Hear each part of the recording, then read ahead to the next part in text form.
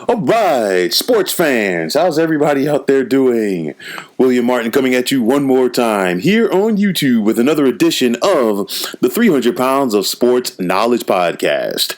Now, Urban Meyer has not coached one game yet as the head coach of the Jacksonville Jaguars, and already the same controversy that plagued him in college as a head coach is now following him to the National Football League.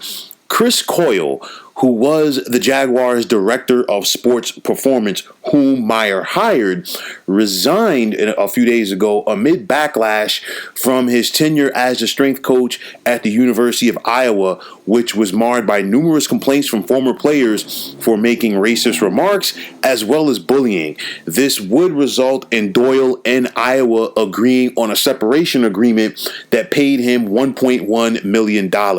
Now, recently, Myers and Jaguars general manager Trent Baalke released a statement claiming that they failed to properly consider the hiring of Doyle. But, when Meyer was pressed on the matter by the media this past Friday, he consistently referred to the fact that he has known Doyle for 20 years. And I say this with the utmost sarcasm that Urban Meyer is a fine judge of character. You go back to his time as a head coach at Florida, covering up star players' failed drug tests multiple times. And then when he was at Ohio State University, allowing Zach Smith to be there as an assistant coach in spite of the fact of all of Zach Smith's issues in regards to domestic violence. There definitely was a cover-up at Ohio State. Meyer got off clean. He only got 3 games, a 3-game suspension. He really should have been suspended for the entire year, if not fired altogether. But of course, the powers that be at Ohio State, namely the boosters, said, Urban Meyer can still win us some football games. So what the hey? And you ask yourself, can Meyer be trusted to get it done in the NFL? And the answer is no, because you look at this situation where the majority of the players in the NFL are African American. You have now hired a gentleman in Chris Coyle who has been accused of making racist remarks to some of his players in the past. So how is that going to fly? And if you have a guy who comes in with a college mentality as a strength coach, how is he going to be able to relate his message to grown men? It's a totally different line that you're dealing with in the NFL as opposed to college. And it's like now, Meyer and Baalke are attempting to backtrack and say, they didn't do, enough to properly consider the hiring. It wasn't until the media got a hold of it and you said, okay, this is a problem. You had no problem with bringing in Chris Coyle. You had absolutely no problem. And I look at it, it's all about trying to change the culture for the Jacksonville Jaguars. This is a team that has only made the postseason once since 2008. And for that matter, they've only had one winning record since 2008. But you look at this team, they've been mired in losing for so long.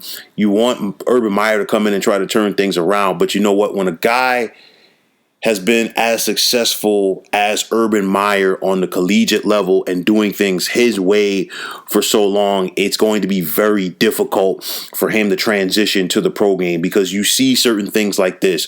You're not dealing with the same element of player. You're dealing with grown men. They're making more money than you as a head coach. So the dynamic has changed. But you know what? One thing that has not changed is a good old boy, my way or the highway mentality. And we really don't care as far as like controversy or whatever like that, as far as a person can get the job done.